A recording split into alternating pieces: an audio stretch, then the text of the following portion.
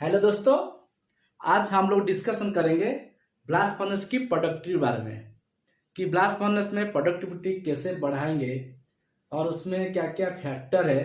तो इसकी बारे में आज हम लोग डिस्कशन करेंगे। मेनली ये जो प्रोडक्टिविटी है, तो सबसे इम्पोर्टेंट जो है हम लोग को कि ब्लास्ट फर्नेस की जो एम रहता है, कैसे प्रोडक्टिविटी ज़्यादा किया जाए और फ्लो रेट कम किया जाए। ये है इफिशियंसी ऑफ ब्लास्ट फर्नेस। तो आज इसकी बारे में डिस्कस करेंगे। ये जितना भी मैंने ब्लास्ट फर्नेस की चैप्टर आपको बताया है, तो सबसे पहले मायने रखते हैं कि ब्लास्ट फर्नेस की प्रोडक्टिविटी बारे में। तो सबसे इंपॉर्टेंट है, प्रोडक्टिविटी बढ़ेगा तो आपकी कोक रेट कम होगा, तो आपकी कस्टिंग जो है वो कंट्रोल में आएगा। जो भी आपको पॉटन ऑफ फटमला जो कस्ट बैठ रहा है, तो वो कंट्रोल करने के लिए हमको प्रोडक्शन की जरूरत है। हर मैनेजमेंट की डिमांड है कि कैसे कि आज का चैलेंज भी हो गया है कि कैसे हम लोग प्रोडक्शन बढ़ा जाए और उसके लिए क्या क्या करना पड़ेगा, कितना दूर तक हम जा पाएंगे। तो हम प्रोडक्ट और प्रोडक्शन को बढ़ाने के लिए, तो वो बारे में हमको जानना जरूरी है। जो भी ब्लास्ट फर्नेस में काम कर रहे हैं, सबसे इम्पोर्टेंट उसका मेन एम रहेगा कि कैसे ब्लास्ट फर्नेस की प्रोडक्टिविटी बढ़ा सकते हैं, क्या क्या आइडिया इंप्लीमेंट करेंगे, क्या क्या फैक्टर है जो हम लोग इस्तेमाल करेंगे ताकि प्रोडक्शन को बढ़ाने के लिए। क्योंकि आजकल जो भी कोक का जो भी क्राइसिस हो रहा है, तो कैसे करके हम फ्लो रेट कम करना है। तो आप मेनली जो भी ब्लास्ट फर्नेस में प्रोडक्शन से जो भी कॉस्ट है, सबसे ज़्यादा कॉस्ट जाता है आपकी फ्लो रेट ऊपर में। तो उसको कंट्रोल करने के लिए हमारा एम यही रहेगा कि ब्लास्ट फर्नेस की प्रोडक्शन बढ़ाना है। तो प्रोडक्शन बढ़ाना कैसे बढ़ाएंगे, क्या क्या हम लोग को इम्प्लीमेंट करना पड़ेगा, क्या क्या मॉडिफिकेशन करना पड़ेगा, तो वो सब हम लोग इनिशिएटिव लेके करना पड़ेगा। तो इसीलिए मैंने कुछ सम फैक्टर लेके आया हूँ, जो वो फैक्टर है जो आपका ब्लास्ट फर्नेस की प्रोडक्टिविटी को इम्प्रूवमेंट कर सकता है। ये जो फैक्टर मेन फैक्टर बताया हूँ, और भी बहुत सारे फैक्टर हैं जो आपके मन में आइडिया आ रहा है, आप भी इम्प्लीमेंट कर सकते हैं। मगर मैंने मेन फैक्टर जो है आपको उसके बारे में मैं आज बताऊंगा। और सबसे जो कुछ कुछ फैक्टर है जो प्रोडक्शन को कम होता है, और उसके बारे में भी बताऊंगा कि क्या क्या फैक्टर है, कि क्या क्या रीजन हो सकता है कि ब्लास्ट फर्नेस की प्रोडक्शन कम करने के लिए और फ्लो रेट बढ़ जाता है, तो उसको कैसे मिनिमाइज किया जाए। तो इसीलिए ये सबसे इम्पोर्टेंट चैप्टर है, जो इसको हम लोग को बार बार देखेंगे तो आपको थोड़ा सा आइडिया आएगा, तो आप इम्प्लीमेंट कर सकते हैं आपकी प्लांट में, ताकि आपको कस्टिंग कम आएगा। चलिए, तो हम लोग शुरू करते हैं मेनली। तो इससे पहले मैंने एक वीडियो भेजा था कोक का रिडक्शन का फैक्टर्स जो है। आप जो भी नहीं देखें तो आप पिछला वीडियो जाके आप देख सकते हैं कि कोक रिडक्शन फैक्टर क्या क्या फैक्टर है कि कोक रेट को हम रिडक्शन कर सकते हैं। मैंने उसमें कुछ बताया हूँ। और मेनली और ये जो है ये प्रोडक्शन है, कैसे प्रोडक्टिविटी हम बढ़ाएंगे। चलिए, बहुत कुछ मेथड है आप लोग पुट कर सकते हैं, बहुत कुछ टेक्नोलॉजी भी एडवांस हो गया है जो आप अप्लाई कर सकते हैं।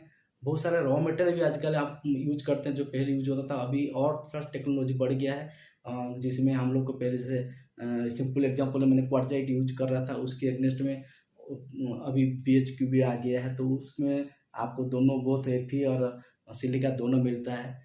और फ्लॉक्स में भी आप लोग पहले ब्लास्ट फर्नेस में, पुराने ज़माना में जो ब्लास्ट फर्नेस में लाइमस्टोन, डोलोमाइट, क्वार्टजाइट ये सब यूज होता था, अभी वो लोग भी एक ही फ्लॉक्स में मिल जाता है। उसके बारे में आगे बताऊंगा। तो मेनली ये बहुत सारे हैं जो हम लोग को प्रोडक्टिविटी बढ़ा सकते हैं। चलिए, क्या क्या इम्प्रूवमेंट ऑफ प्रोडक्टिविटी मैंने उसको लिखा हूँ, तो उसके बारे में थोड़ा सा करके बताऊंगा। आप उसको सुनिए, देखते भी रहिए। तो सबसे पहला जो भी ब्लास्ट फर्नेस प्रोडक्शन जो भी होता है, कि हमको एयर की ज़रूरत पड़ता है। बिना एयर से आप प्रोडक्टिविटी नहीं कर पाएंगे, प्रोडक्शन नहीं कर पाएंगे। तो इसीलिए ब्लास्ट वॉल्यूम की ज़रूरत है, क्योंकि ब्लास्ट वॉल्यूम में जो ऑक्सीजन है तो कोक को बर्निंग करना है, तो जो रेट से आप बर्निंग करेंगे वो हिसाब का आपका प्रोडक्शन बढ़ेगा। तो इसीलिए तो आप जितना भी हवा बढ़ाएंगे तो उतना भी प्रोडक्शन आपका रिडक्शन फास्ट होगा। मगर ये नहीं कि आप अपना मन मर्जी से आप बढ़ा सकते हैं, ऐसा नहीं है। उसके भी सारे वो फैक्टर है, तो उस हिसाब से आपको कितना ऑक्सीजन देना है, कितना कार्बन चाहिए, उसको बैलेंस करके ब्लास्ट फर्नेस की डिजाइन को देख के आप ब्लास्ट वॉल्यूम दे सकते हैं। ऐसे आप कोई भी ब्लास्ट फर्नेस में आप अपना हिसाब जितना चाहेंगे उतना नहीं दे पाएंगे। ये है मेन सबसे इम्पोर्टेंट जो है, वो है ब्लास्ट वॉल्यूम की। और उसके बाद आप HBT जो है ये बहुत इंपॉर्टेंट है। जो भी आपको हर्बस टेम्परेचर मिलता है ये मेनली कोक रेट को रिडक्शन करता है और साथ में आपका प्रोडक्शन भी बढ़ता है, क्योंकि ये बर्निंग रेट को फास्ट करता है। क्योंकि एक टेम्परेचर है, जितना अच्छा टेम्परेचर देंगे उतना बर्निंग होगा और उसमें फायदा और वही होगा, एचबीटी हाई रहेगा तो आप हाई पीसीआई दे सकते हैं। तो ये बहुत बड़ा एडवांटेज है। तो आप पीसीआई में मतलब एचबीटी दे सकते हैं। तो और उसके साथ में आपका ऑक्सीजन मैनेजमेंट, ये प्रोडक्शन का ये भी बहुत इंपॉर्टेंट रोल है ऑक्सीजन मैनेजमेंट की। ऑक्सीजन मैनेजमेंट देंगे तब जाके आप पीसीआई दे पाएंगे। तो इसीलिए और ये जो है ऑक्सीजन मैनेजमेंट जो है ये कार्बन को बर्निंग के लिए है, और कार्बन जो हिसाब से बर्निंग होगा वो हिसाब से रिडक्शन होगा तो प्रोडक्शन बढ़ेगा। तो इसीलिए उसको पीसीआई हम लोग को यूज कर सकते हैं ऑक्सीजन मैनेजमेंट साथ साथ। तो इसीलिए कोल का जो रेट कम है कोक से, तो इसीलिए कोक रेट को कम करना है तो आपको पीसीआई दे सकते हैं। ये एक फैक्टर है। और क्वालिटी ऑफ रॉ मटेरियल, ये प्रोडक्शन की सबसे इम्पोर्टेंट है। आप क्वालिटी ऑफ रॉ मटेरियल सही नहीं रहेगा तो आप प्रोडक्शन कहीं भी हालत में बढ़ा नहीं पाएंगे। तो इसीलिए इसका क्वालिटी जो है बहुत इंपॉर्टेंट रहता है। क्वालिटी मतलब क्या होता है आपका, जैसे आप आईबीआरएम में हाई एफई होना चाहिए, लो गैंग मेटल होना चाहिए। गैंग मेटल आप सबको पता है, जो भी सिलिका एल्यूमिनियम रहता है, जो इम्प्योरिटीज रहता है आयरन ओर का, तो ये उसको गैंग मेटल बोलते हैं। और वो जितना कम हो और आपका एफई कंटेंट जितना अच्छा हो, और साथ साथ में बाकी भी रॉ मटेरियल जो है कोक का क्वालिटी मैंने पहले भी बताया था, तो उसकी साथ साथ बाकी जितना भी रॉ मटेरियल है सबका क्वालिटी सही होना चाहिए। ब्लास्ट फर्नेस में जो भी हमको केमिस्ट्री चाहिए वो हमको वो मिलना चाहिए। तो ये क्वालिटी रॉ मटेरियल सबसे इम्पोर्टेंट है प्रोडक्शन की। आपका क्वालिटी सही नहीं देंगे तो प्रोडक्शन आप कभी भी उम्मीद नहीं रह सकते। तो इसीलिए जितना अच्छा क्वालिटी का रॉ मटेरियल यूज करेंगे उतना अच्छा आपका प्रोडक्शन होगा। सेम जो है रॉ मटेरियल भी अच्छा है, जितना अच्छा रॉ मटेरियल देंगे तो उतना अच्छा आप प्रोडक्टिविटी बढ़ा सकते हैं। और एक है high availability of the furnace, furnace की अवेलेबिलिटी भी अच्छा होना चाहिए। ये अवेलेबिलिटी अच्छा चाहिए, कहीं भी कारण की वजह आपका ब्लास्ट बल्ब जो रिडक्शन नहीं होना चाहिए, कहीं भी शॉर्ट पीरियड के लिए शट डाउन नहीं होना चाहिए, कहीं भी इक्विपमेंट का फेलियर नहीं होना चाहिए। और ये बहुत सारे जो है ये अवेलेबिलिटी के ऊपर डिपेंड करता है। लोअरिंग द स्लैग रेट जो है, स्लैग रेट आपका जितना भी रॉ मटेरियल में अच्छा क्वालिटी होगा तो आपका स्लैग वॉल्यूम भी उतना कम रहेगा। तो इसीलिए आप स्लैग वॉल्यूम आप कहीं भी कारण की वजह आपको स्लैग वॉल्यूम बढ़ता है तो वो हिसाब से आपको एनर्जी की जरूरत पड़ता है, तो आपको कोक का फुल रेट भी बढ़ाना पड़ता है। और आप स्लैग रेट बढ़ेगा तो प्रोडक्शन में भी हैम्पर होगा। तो इसीलिए आप कोशिश करें कि अच्छा से क्वालिटी रॉ मटेरियल दे, लो इम्प्योरिटीज आप यूज करें ताकि स्लैग वॉल्यूम कम रहेगा। तो और कोशिश करें कि स्लैग जो वॉल्यूम कम करने का एक है, जो भी आप रॉ फ्लक्स कहीं ना यूज करें और आप सुपर फ्लक्स सेंटर यूज करें, ताकि सब चीज जो है सेंटर में मिल जाता है तो आपको एडिशनली आपको कोई भी रॉ फ्लक्स ऐड नहीं करना पड़ेगा। और है improve the burden distribution. Main चीज जो है बर्डन डिस्ट्रीब्यूशन का इम्प्रूवमेंट का बहुत जरूरी है, क्योंकि प्रॉपर बर्डन डिस्ट्रीब्यूशन होगा तो प्रॉपर गैस भी डिस्ट्रीब्यूशन प्रॉपरली होगा। तो टोटल जो यूटिलाइजेशन जो इश्यू होगा वो अच्छा रहेगा, प्रॉपर डिस्ट्रीब्यूशन हो जाएगा फर्नेस के अंदर में, तो ताकि आपका क्या होगा कहीं भी चैनलिंग वगैरह होगा नहीं। तो इसीलिए आपकी बर्डन का जो भी है प्रॉपर डिस्ट्रीब्यूशन होना चाहिए, ताकि आपकी जो भी गैस जनरेशन होता है, जो भी आपका ब्लास्ट गैस जो बनता है, ताकि प्रॉपर डिस्ट्रीब्यूट हो जाए, ताकि हीट जो है चारों तरफ ये हो जाए। तो इसीलिए तो बर्डन का इम्प्रूवमेंट जो है डिस्ट्रीब्यूशन बहुत ज़रूरी है, वो बहुत इंपॉर्टेंट रखता है ब्लास्ट फर्नेस की बर्डन डिस्ट्रीब्यूशन पर में। और राइजिंग द चार्जिंग कैपेसिटी मतलब ड्राइविंग रेट जो है वो आपका जितना भी चार्ज आएगा तो उस हिसाब से आपका प्रोडक्शन भी अच्छा रहेगा। तो ऐसा नहीं कि आप अपना मर्जी से चार्जिंग दे देंगे, वो उसका फर्नेस की भी एक्सेप्टेंस भी होना चाहिए चार्ज लेने की। तो इसीलिए आपको उस हिसाब से प्रॉपर एक्शन लेंगे, प्रॉपर डिसीजन लेंगे कि चार्जिंग रेट कैसे बढ़ा जाए। तो इसीलिए वो आपका जितना भी चार्जिंग रेट बढ़ेगा उतना आपका प्रोडक्शन भी बढ़ेगा। तो इसीलिए आप जो भी है ड्राइविंग रेट अच्छा होना चाहिए, उस हिसाब से जो भी ब्लास्ट वॉल्यूम जो भी पैरामीटर आप चेंज करना है कर सकते हैं। आपको हाई ड्राइविंग रेट करना है तो हाई ड्राइविंग रेट चार्ज जाएगा तो ही प्रोडक्शन होगा। तो इसीलिए उसको आप डिपेंड करता है कि आपकी सीक्वेंस के ऊपर में, बर्न के सीक्वेंस के ऊपर में। चलिए, और ये है इम्प्रूविंग द हार्ड ड्रेनेज। ये भी एक इम्पोर्टेंट फैक्टर है जो प्रोडक्टिविटी बढ़ा सकते हैं। तो इसीलिए प्रोडक्शन बढ़ाना है, प्रोडक्टिविटी बढ़ाना है, तो ये जो इम्प्रूवमेंट ड्रेनेज की बहुत ज़रूरी है। तो प्रॉपर ड्रेनेज होगा तो आपकी प्रोडक्शन उतना अच्छा होगा। तो ड्रेनेज के मेन इम्पोर्टेंट जो है ड्रेनेज की, वो आपको डिपेंड करता है आपकी क्वालिटी ऑफ मॉर्गन मास का। और ये एक है और टैप होल की कैसे ड्रेनेज हो जाए। तो फॉल्स बोइंग भी होता है। ये बहुत सारे हैं जो ड्रेनेज नहीं होने से आपका चार्जिंग एक्सपेक्टेशन जो है कम हो जाता है। तो इसीलिए आप जितना ड्रेनेज अच्छा रहेगा हाथ की, तो उतना ब्लास्ट बलून की एक्सपेक्टेंस भी बढ़ेगा और चार्जिंग भी फास्ट होगा और रेट ऑफ रोटेशन भी बढ़ेगा। तो उसमें आपका प्रोडक्शन अच्छा रहेगा।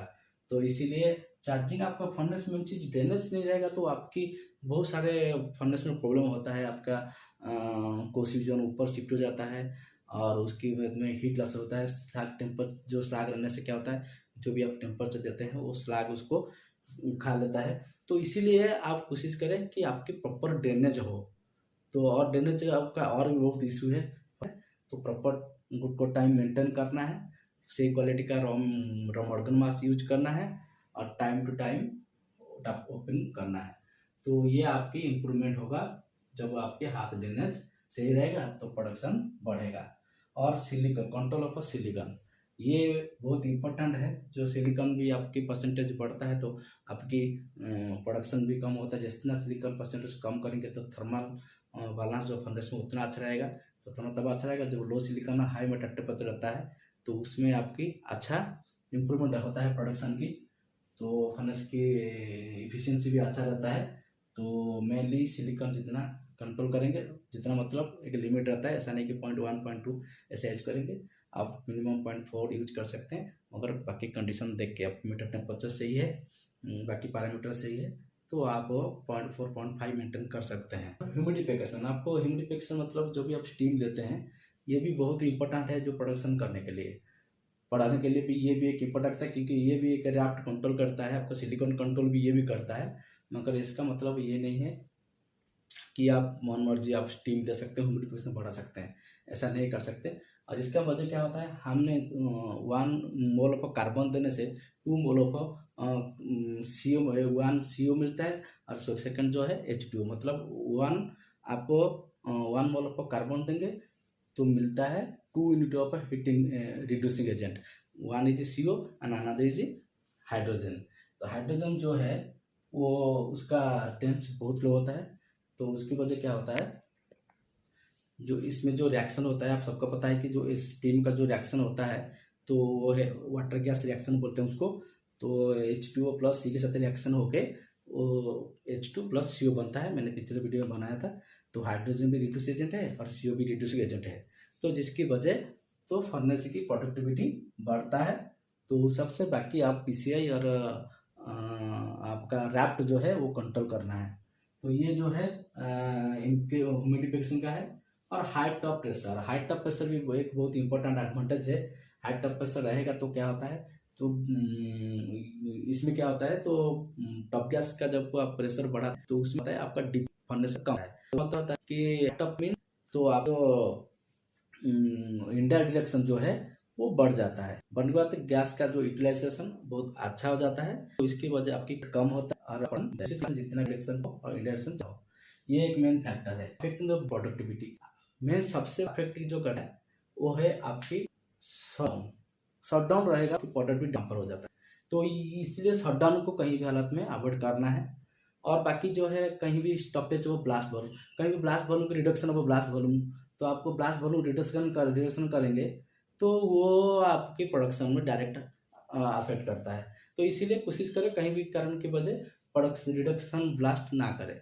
ये और बाकी है डिले टैपिंग आपका ओपनिंग डिले करेंगे, गुड को टाइम मेंटेन नहीं करेंगे, ये भी है रीजन जो प्रोडक्शन को आपको कम कर सकता है। और ड्रेनेज इशू मैंने पहले बताया था, ड्रेनेज इशू बहुत इंपॉर्टेंट रखता है आपके प्रोडक्शन के ऊपर में।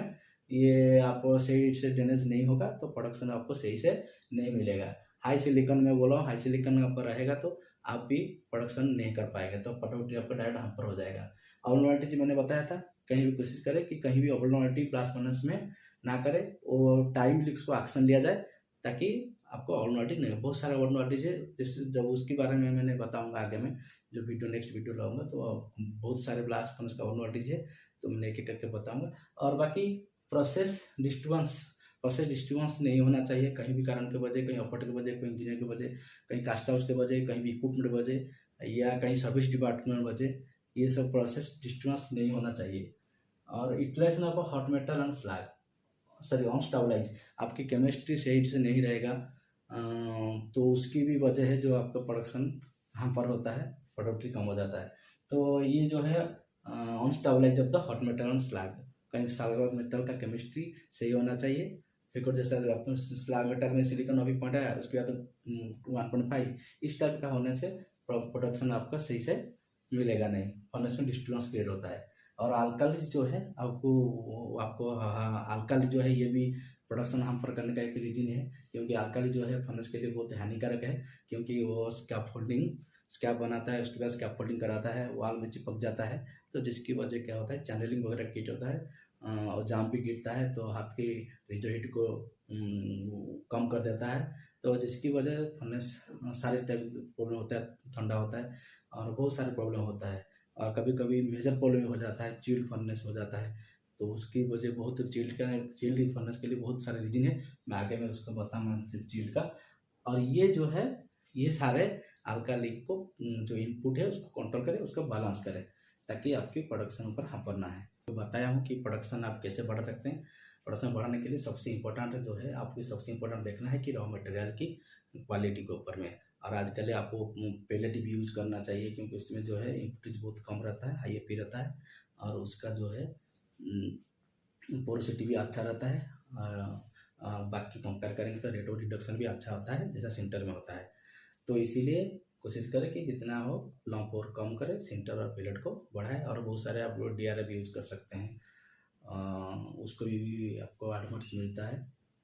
और मेनली ये जो है प्रोडक्शन की बढ़ाने का जो है डिपेंड करता है आपकी ऑक्सीजन के मैनेजमेंट के ऊपर में, PCI के ऊपर में, और रोबोटिक क्वालिटी के ऊपर में, इस सारे ऊपर में जो मेन यही है।